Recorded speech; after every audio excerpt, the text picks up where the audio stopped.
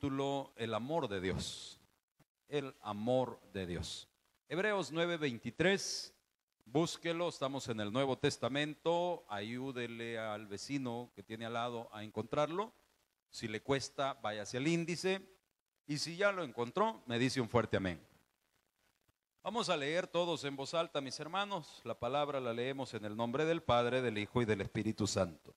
Fue pues necesario que las figuras de las cosas celestiales fuesen purificadas así, pero las cosas celestiales mismas con mejores sacrificios que estos, porque no entró Cristo en el santuario hecho de mano, figura del verdadero, sino en el cielo mismo, para presentarse ahora por nosotros ante Dios, y no para ofrecerse muchas veces, como entra el sumo sacerdote en el lugar santísimo cada año con sangre ajena. De otra manera, le hubiera sido necesario padecer muchas veces desde el principio del mundo. Pero ahora en la consumación de los siglos, se presentó una vez para siempre por el sacrificio de sí mismo para quitar de en medio el pecado. Que Dios bendiga su palabra. Oremos al Señor. Padre, gracias por su infinita misericordia. Espíritu Santo, suplicamos, Señor, que tome absoluto control de este tiempo, para que nos instruya en el conocimiento de su palabra, para que nos pueda hacer entender la magnitud de su amor, para que me pueda conceder esa gracia para transmitir este mensaje de manera que su iglesia sea fortalecida y su nombre sea glorificado. En el nombre de Jesús se lo pedimos, amén y amén. Puede tomar asiento, amado hermano, puede sentarse. Vamos a meditar este texto bajo el título El amor de Dios, porque algo que me he dado cuenta como pastor es que muchas veces nosotros, aun que tengamos años de decir ser cristianos, no hemos conocido todavía el amor verdadero. Y el amor verdadero, pues, es el amor de Dios, porque Dios es amor. Y cuando hablamos del amor que usted le tiene a su pareja, que usted le tiene a sus hijos, que usted le tiene al prójimo, estamos hablando de que usted pueda canalizar ese amor a los hijos, por ejemplo, a través del amor de Dios. Que usted pueda canalizar el amor a su cónyuge a través del amor de Dios. Pero si yo no tengo un concepto claro de lo que es el amor de Dios en mi vida, entonces difícilmente voy a poder yo filtrar todas esas otras manifestaciones del amor a través del amor de Dios. Entonces vemos nosotros acá, y comienza el texto que hemos escogido haciendo referencia al sacrificio que se hacía en la época antigua, ¿verdad? Dice el versículo 23, fue necesario, dice, que la figura de las cosas celestiales fuesen purificadas así, pero las cosas celestiales mismas con mejores sacrificios que esto. ¿A qué se refiere esto? Bueno, el diseño que tenía el templo en el Antiguo Testamento, el diseño no era dado a la suerte o al azar, sino que tenía todo un significado. El templo en el Antiguo Testamento tenía tres partes, ¿verdad?, principales, que eran el atrio, el lugar santo y el lugar santísimo. El atrio, que es lo que podríamos llamar el patio, el lugar santo, que ya está dentro del edificio, y el lugar santísimo, que era la recámara más interna, donde solamente podía entrar el sumo sacerdote y donde se manifestaba la plenitud de la presencia de Dios. Cuando Cristo viene y Él hace su sacrificio en la cruz de Calvario, dice la Biblia que hubo un terremoto y que el velo del templo que daba la entrada al lugar santísimo se abrió. Entonces ya ahora la plenitud de la presencia de Dios ya no está en un lugar, sino que ahora a través del sacrificio de Jesucristo va a estar en el corazón de todos aquellos que le han recibido a Él. Entonces hay un cambio de esto, pero todo esto tenía un origen en el diseño de Dios, en las imágenes, en las figuras celestiales, dice la Biblia. Luego dice el versículo 24, porque Cristo no entró, dice, en el santuario hecho de manos, sino, figura del verdadero, dice, sino en el cielo mismo, para presentarse ahora por nosotros ante Dios. Ok, ¿qué es esto? Como le digo, en el Antiguo Testamento se hacía todo un ritual, en el cual en el atrio pues se sacrificaba el animal, se degollaba, se preparaba, en el lugar santo habían otros implementos, otros artículos, y al final pues el sacerdote tenía que entrar al lugar santísimo a hacer la propiciación por los pecados, hacer la expiación, ya a completar el ritual, en el cual el sumo sacerdote derramaba la sangre del animal que se sacrificaba sobre la tapadera del arca del pacto, sobre el propiciatorio. Y entonces el propósito era que todo ese ritual viniera a cubrir los pecados del creyente, ¿verdad? Durante un año que duraba la vigencia de toda esa expiación. Al siguiente año la persona tenía que volver y si era una persona que estaba pegado a la ley de Dios, tenía que volver constantemente y estar haciendo nuevamente todo ese ritual, porque la sangre de ese animal no tenía la capacidad de perdonar a la persona de forma absoluta, sino que solamente tapaba sus pecados. Entonces todo eso que se realizaba por los judíos en el Antiguo Testamento era simbolismo de lo que Jesucristo iba a venir a hacer, de lo que Jesucristo iba a realizar a través de su sacrificio en la cruz de Calvario. Pero ¿a cuál lugar santísimo se iba a derramar la sangre de Cristo? Iba a ser derramada delante del Padre en el lugar santísimo celestial. Es decir, que el efecto que tuvo el sacrificio de Cristo en la cruz no iba a ser carnal, como muchas personas tal vez lo quieren entender. Hay quienes dicen, mire, yo cómo va a creer que hago una oración y ya soy salvo. No, tiene toda la razón, la oración no salva a nadie. Lo que salva es la sangre de Jesucristo. Pero cuando usted hace la oración, usted está reconociendo, o el propósito es que a través de esa oración usted reconozca a Jesucristo como su Señor. Vuelva a ver al que está a la par suya y pregúntele, ¿es Jesús tu Señor? ¿Es Jesús tu dueño? ¿Es Jesús el que controla tu vida? Porque Jesucristo no es religión, Jesucristo no es el edificio, Jesucristo es el Hijo de Dios, es Dios el mismo y Él es el Cordero que quita el pecado del mundo. Entonces, vemos nosotros este efecto espiritual. Yo quiero que usted aprenda la diferencia entre lo carnal o material y lo espiritual. ¿Por qué? ¿Cuántos tienen deudas? ¿Cuántos tienen enfermedades o están orando por la sanidad de un pariente? ¿Cuántos tendrán un problema legal, un pleito, una amenaza? Sean deudas, sean problemas legales, sean problemas familiares. ¿Eso es material o espiritual? Es material. Son circunstancias que atañen su vida material. ¿Cómo lo resuelvo? El que no tiene a Cristo los quiere resolver materialmente. ¿Cómo así, pastor? Tiene deudas, anda rebuscándose e incluso puede hasta caer en cosas ilícitas para poder conseguir dinero. Tiene una amenaza. Un día vino una persona cristiano de años y me dice, me han amenazado que me van a matar un hijo. Y yo ya sé quién es. Y yo ya contacté a alguien. Mañana me dan un arma y yo tengo que acabármelo antes que me toque un hijo. Entonces, ¿cuál es la solución del hermano? ¿Material o espiritual? Material. ¿Es esa la manera en que nosotros resolvemos? Aquí dice que Jesucristo entró al templo celestial. ¿Por qué? Porque hay un poder espiritual que nos compró a nosotros, primeramente, la misericordia y el amor de Dios, que es a través del sacrificio que Jesús hizo. Y juntamente con la salvación de su alma, Cristo también pagó el precio de cualquiera de nuestras angustias. Ahora, de usted y de mí depende si siendo creyentes, si creyendo en un poder sobrenatural, que es el poder del Espíritu Santo, usted va a querer seguir resolviendo sus problemas de forma material. ¿Qué hace la jovencita para que no la deje el novio? Se acuesta con él. ¿Por qué? Porque allí hay mucha tela que cortar. Porque podríamos hablar de autoestima, podríamos hablar del maltrato de los padres o del abandono de los padres. Hay muchos aspectos que analizar. Podríamos hablar de una muchachita que tal vez fue abusada cuando era pequeña. Y la vez pasada hablábamos que cuando una persona ha sido abusado sexualmente, las reacciones son extremas, o se retrae completamente y no quiere saber nada de una relación sentimental, o pierde su valoración personal, su autoestima, y se le entrega a medio mundo porque no tiene ningún valor de sí mismo. Entonces, lo que me interesa a mí tocar y profundizar es, ¿qué es lo que Dios ha hecho? ¿Y cómo lo ha hecho? No lo hizo material o lo hizo espiritual, espiritual. Y de lo espiritual, el Señor quiere darte la victoria en todas tus batallas materiales. Pero tenemos que aprender a luchar con las armas espirituales.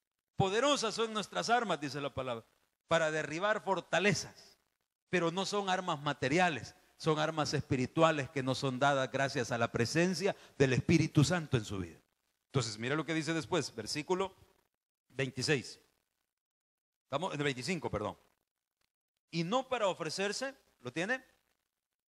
Y no para ofrecerse muchas veces, dice, como entra el sumo sacerdote en el lugar santísimo cada cuánto, cada año, con sangre ajena. ¿Sabe para qué entraba el sumo sacerdote en el Antiguo Testamento? Primero entendamos algo, eso eran los judíos, no era para toda la gente, era para los judíos. Yo llegaba, si yo era judío, yo llegaba y tenía que escoger un macho cabrío que tenía que ser de 1 año de edad, sin defecto, nítido, perfecto, ¿verdad? Y que probablemente me lo podían comprar bien, que podía representar un buen ingreso para mi bolsa, pero como no se trataba de eso, sino que se trataba de buscar la armonía con Dios, y la persona tenía que valorar en su vida si valía más lo que podían pagar por el animalito o la armonía con Dios. ¿Qué vale más, hermano? ¿Qué vale más? ¿Conservar el dólar, los $5 o venir y agradar a Dios y presentarnos con la ofrenda que Él ha pedido? Se lo dejo a su consideración. Entonces, aquel que consideraba que valía más el favor de Dios, venía con el animal y se presentaba y se hacía todo el ritual que le he contado. Entonces, ¿para qué? Para expiación, para perdón de sus pecados. ¿A quién se lo entregaba? Al sacerdote. ¿Cada cuánto? Cada año. De nuestro tiempo y nuestra costumbre, usted encuentra aquellos que fuimos católicos que había que venir al sacerdote a confesar nuestros pecados. ¿Amén o no amén? ¿Para qué? Para que Él los perdonara. No voy a entrar en que si Él tiene o no tiene la facultad, sino que me interesa que veamos que así era, ¿verdad? En el tiempo antiguo. Porque la ley era para los judíos. La confesión ante el sacerdote es para toda persona que profese la fe católica, pero el propósito final es el mismo, que usted viene ante el sacerdote para que el sacerdote perdone sus pecados. Igual era la situación acá. Entonces dice, estos lo hacían a cada rato, una vez al año. Nosotros cuando éramos católicos, ¿cada cuánto nos confesábamos? ¿Cuántos se confesaban una vez al año? ¿Cuántos se confesaban una vez al mes? ¿Una vez cada semana? ¿Cuánto necesitábamos confesarnos todos los días que llegábamos a misa, hermano? Entonces, ¿por qué? Porque se nos había enseñado un estilo, primeramente donde el que perdonaba era el sacerdote.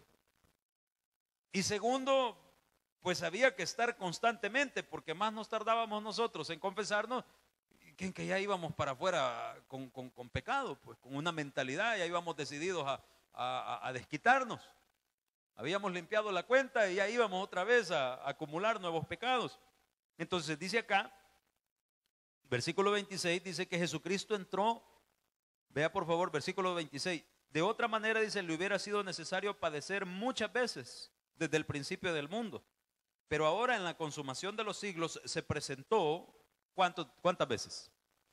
Una vez para siempre. Por el sacrificio de sí mismo, ¿para qué, hermanos? Para cubrir de en medio, dice, el pecado. Así dice, para quitar el pecado. Ok, fíjese bien, ¿cuántas veces se entregó Jesús para perdón de nuestros pecados? Una sola vez. ¿Tiene que volver a sacrificarse Jesucristo para que nuestros pecados sean perdonados? No, Señor, porque la Biblia dice que entró una vez y para siempre. Otro factor es que ese perdón de Jesucristo es como el ritual que se hacía en el templo, como el perdón que daba el sacerdote, ¿o es distinto? Es distinto. Porque el perdón que Jesucristo compró en la cruz de Calvario fue completo, y usted, a partir del momento que recibe a Cristo como su Salvador personal, todos sus pecados pasados, presentes y futuros son clavados en la cruz de Calvario. ¿Cómo va a creer, pastor? O sea que yo puedo ir a chupar al salir del culto y mis pecados ya están perdonados.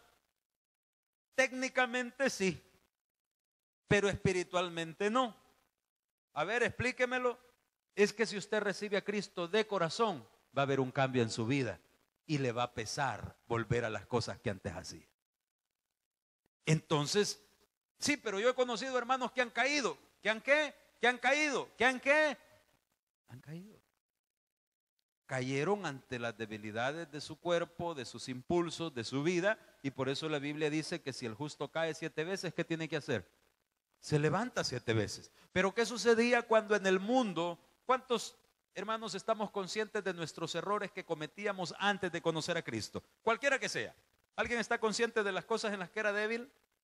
Cuando las cometíamos antes de conocer a Jesús, sin tener a Cristo en el corazón, nos pesaban. No, hombre. No nos pesaban. Y ahora si caemos, ¿qué sucede? No es que, mi religión me lo prohíbe, me va a regañar el pastor, me va a ver algún hermano. Mire, esas son las peores excusas que puede poner una persona. No, señor. No es ni el pastor, no son los hermanos. Aquí se trata de Jesucristo y usted. Aquí se trata de que hemos estado hablando esta tarde que tenemos un aspecto material o un aspecto carnal, pero que también tenemos una naturaleza espiritual. La persona que ha recibido a Cristo tiene 2 naturalezas. La carnal, que no se goza en las cosas de Dios. Qué calor. Mejor me hubiera quedado en la casa. Me siento a disgusto. Es la carne. Yo no sé ni para qué vine. ¿Sabe por qué? Porque el Espíritu Santo que está en su corazón, si usted ya le recibió, le empuja, le guía. ¿Cuántos le hemos pedido a Dios, guía mis pasos, Señor? Entonces usted está apto para buscar de Dios. Pero la carne se opone. Porque tiene que hacer, porque está cansado, porque está muy caliente, por lo que sea. La carne se opone, siempre se va a oponer. No crea que la carne se va a gozar cuando venimos a las cosas de Dios. Voy a empezar a orar, me voy a levantar a las 5 de la mañana a orar. ¿Qué sucede cuando se levanta? Yo me acuerdo que al principio, cuando yo comenzaba, ¿verdad?, a ser cristiano, me despertaba a las 3 de la mañana porque alguien me había dicho que a esa hora escucha el Señor. ¿Verdad? ¿A qué hora escucha el Señor, hermano? Si el Señor hizo el día entero y no tiene horas que las líneas, como que dice él, ¿verdad?, que es que están saturadas las líneas. No, el Señor le escucha a cualquier hora.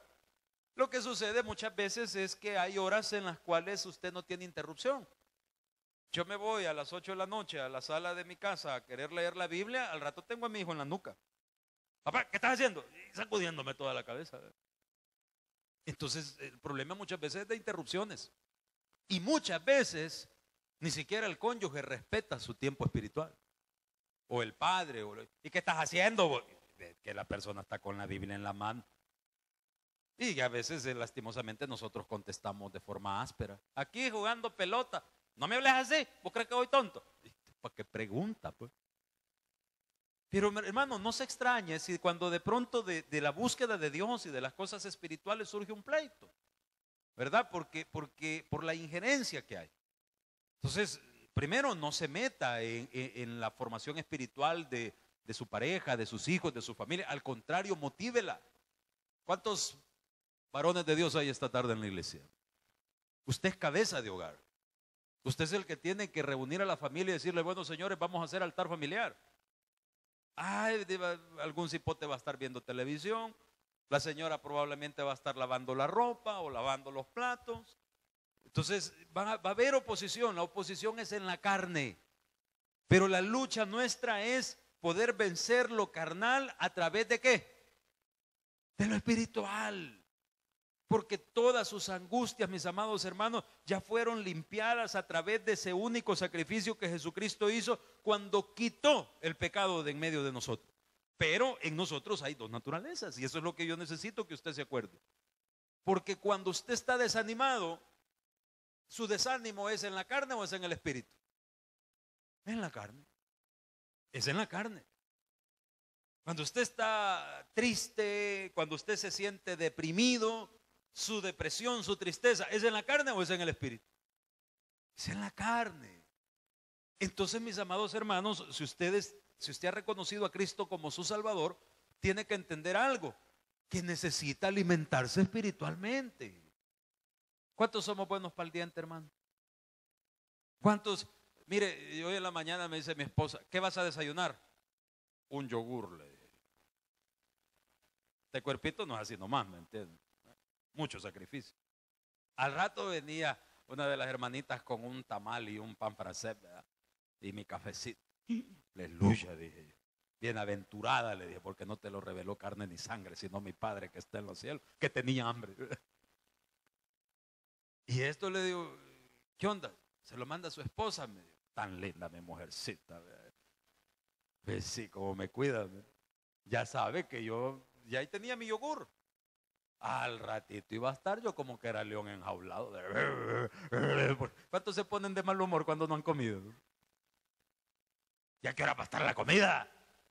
Y ande irritable.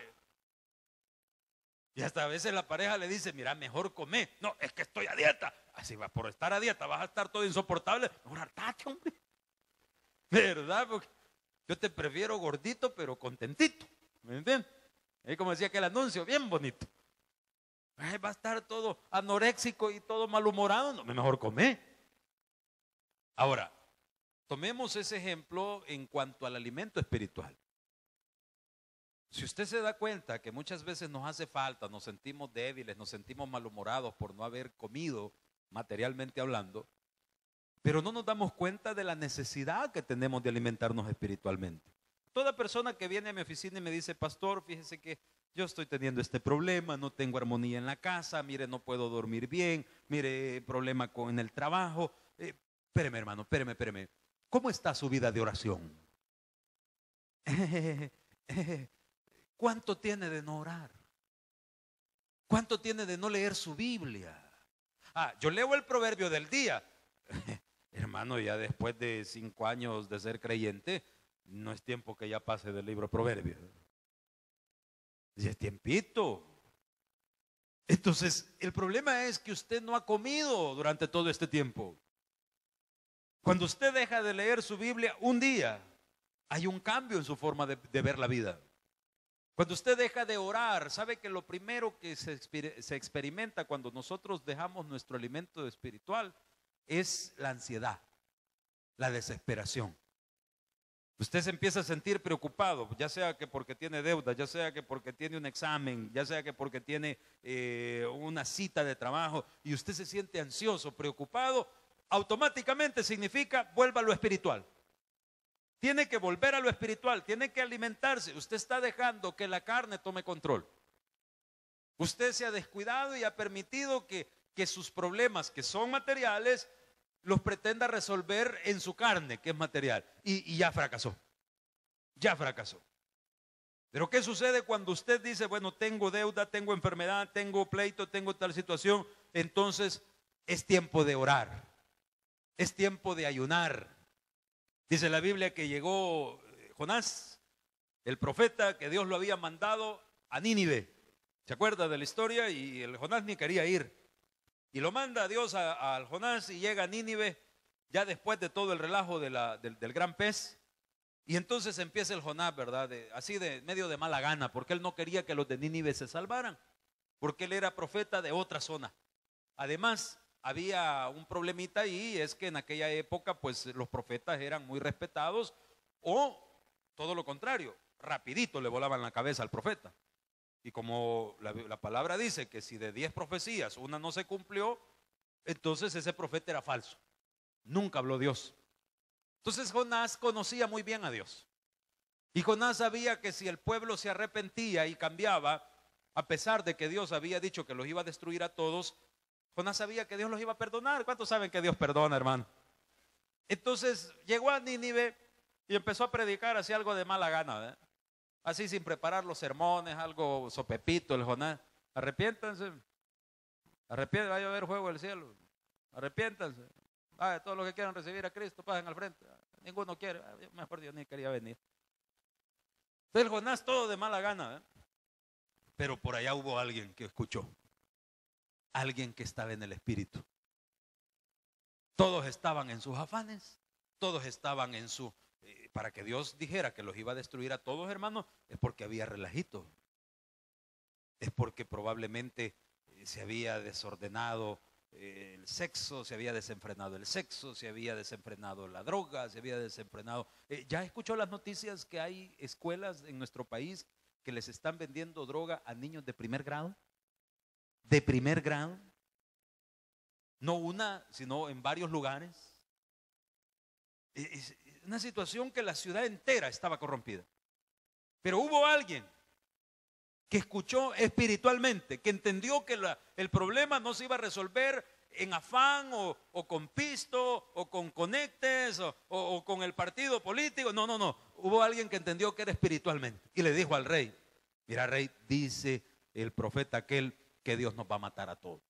Y el rey, ahí estaba, híjole, hermano, eso fue una cosa preciosa que usted y yo debemos poner un poquito de atención, principalmente ahorita que estamos por entrar al periodo electoral.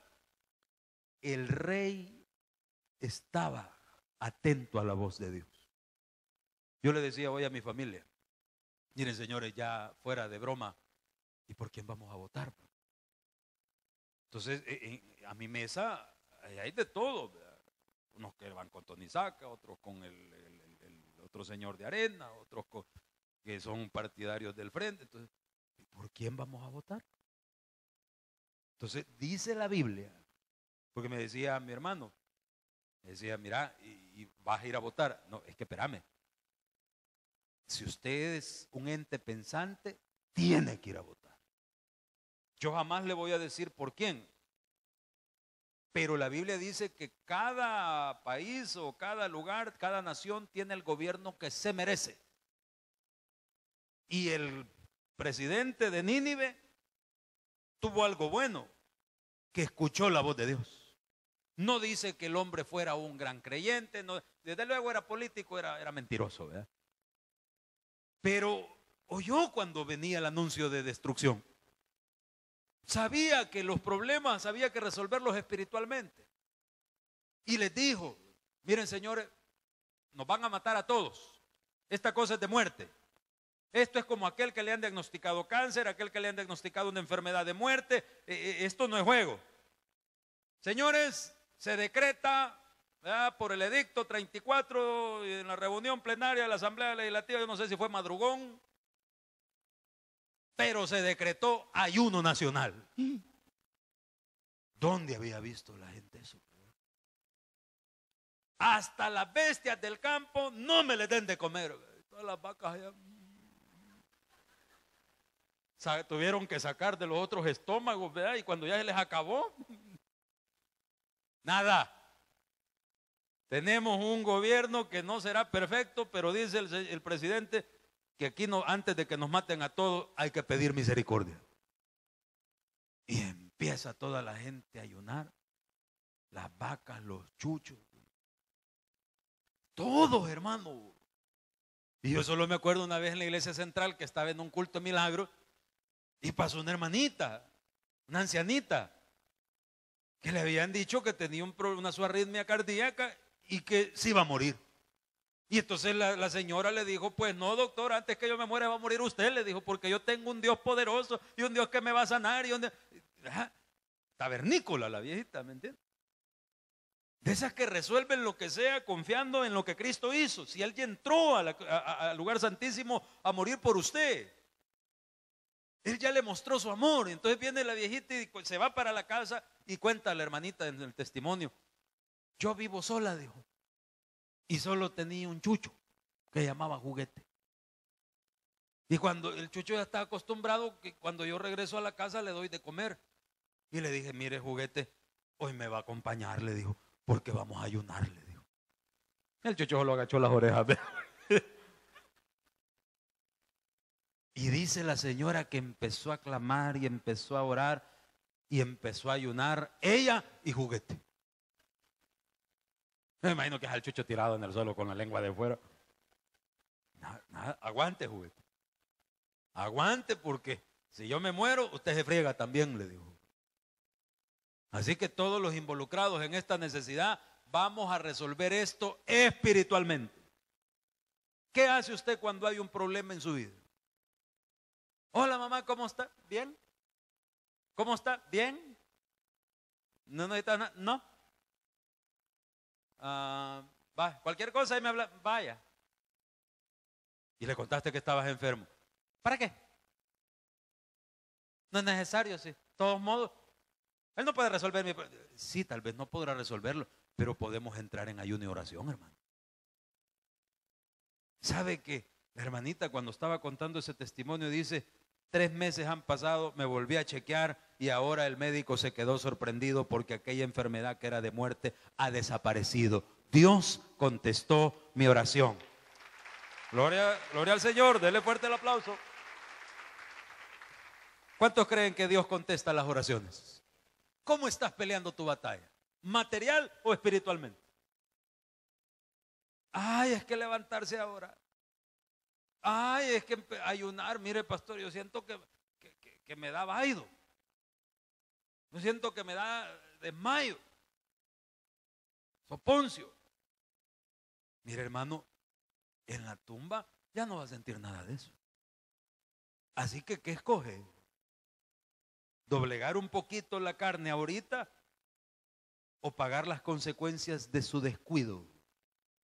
Porque muchos de nuestros problemas son por descuido personal. Y más que descuido personal, quiero decirle algo, por descuido espiritual.